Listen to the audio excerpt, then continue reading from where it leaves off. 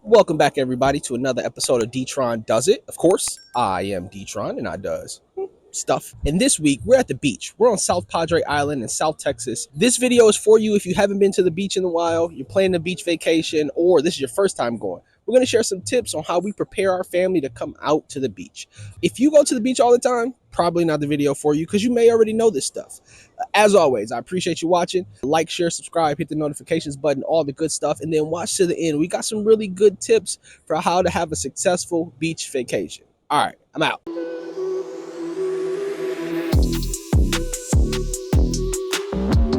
What was the last one? D-Tron did this. I like that one. Okay. So first things first on this list, you've got to get there early. Specifically with South Padre, you got to cross this long bridge to get there. And if it's a busy weekend or there's stuff going on the island, you could get stuck in traffic. So getting there early allows you to find a parking spot, make sure you're unloading at a comfortable pace for yourselves, get to the beach, find your place on the beach without a whole lot of rustling the crowds. So I think that getting there early is probably key. Just like getting early to any event, you get the prime pick of all of the things. That's what we feel like when we go to the beach. We want to get a prime spot. Make sure you pay attention to beach signs when you get there. That way you can be ready for any kinds of changes that might have popped up. Secondly, you got to make sure you bring some kind of umbrella, tent, or covering for you and the family, or just you if you're going out. We have this tent here that I'm setting up. It fits 4 chairs, or 2 little chairs and 2 larger chairs pretty comfortably, but you got to have something to block the sun. As you can see, most people have tents set up already of some kind. There's also usually tents that you can rent on the beach. This is enough for us. We didn't need anything major, but again, you've got to have something to cover you since you're going to be out there for hours potentially. You don't want to be directly in the sun. They also have these kind of just sort of float with the wind that provide covering for you as well. But make sure you've got some kind of tent. Number 3, beach-friendly gear. You definitely want to bring beach-friendly gear. That way you can minimize the amount of sand that you take back home with you. Here we've got mesh bags that make it really easy for us to spray and clean out if we get sand inside of them. I have my large roller there that we pack everything in, including our cooler. It makes it easier to go across the sand if you're not actually parking on the beach. Fourth, no glass bottles. As you can see in the intro, I had my can with me.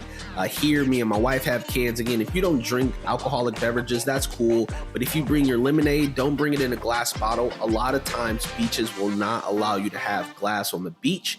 And so if you pack cans, you can tuck those away and don't have to worry about them being taken by the individuals roaming up and down the beach. 5, pack snacks and lunch.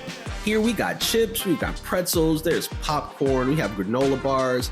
Again, you probably already have a pantry full of stuff. There's no need to come out to the beach and have to pay for more food and drink. And so here my wife packs us lunches.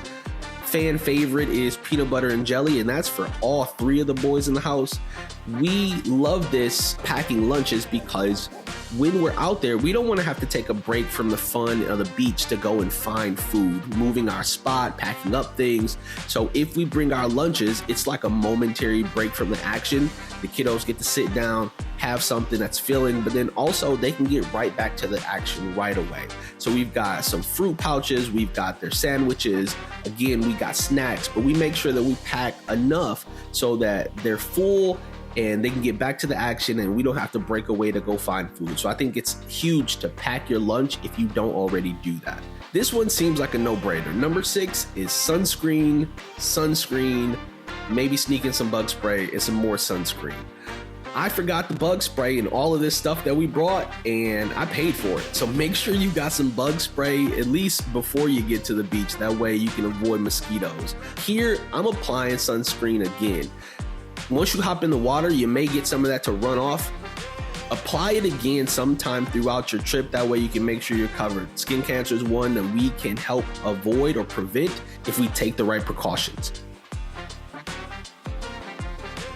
Foot protection. All right, so some of you may enjoy having sand in your toes or enjoying that when you're on the beach. Not me. I want to protect my feet as I'm out there on the beach or stepping on seashells or out in the water. So me and the kids, we always wear foot protection whenever we go out to the beach, just in case there's things on the beach that the boys are stepping on. I don't want there to be any accidents that we could have prevented by having on foot protection.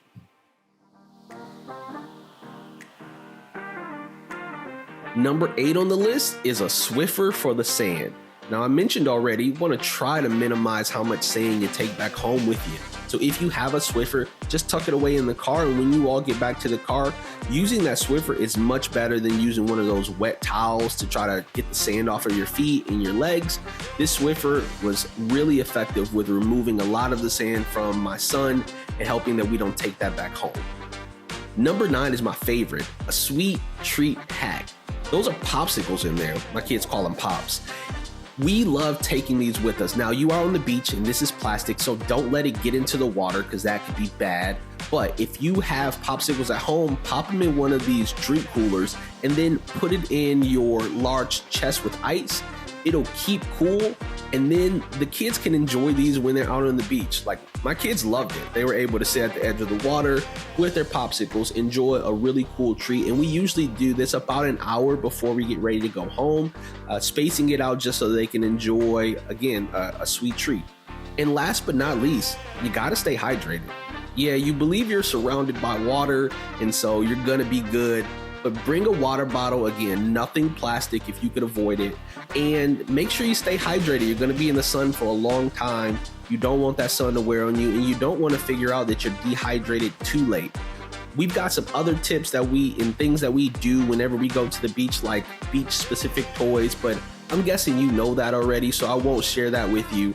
Make sure you've got one of these carts though. I talk about it in the beach gear, but that thing makes it a whole lot easier to carry your stuff from the car back to the car, across the sand, which can be difficult.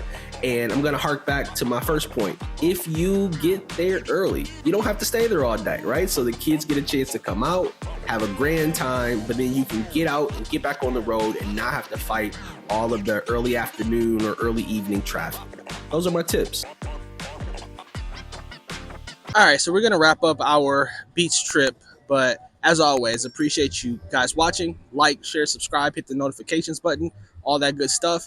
Hopefully these tips help you, and if not, well, I tried. Peace.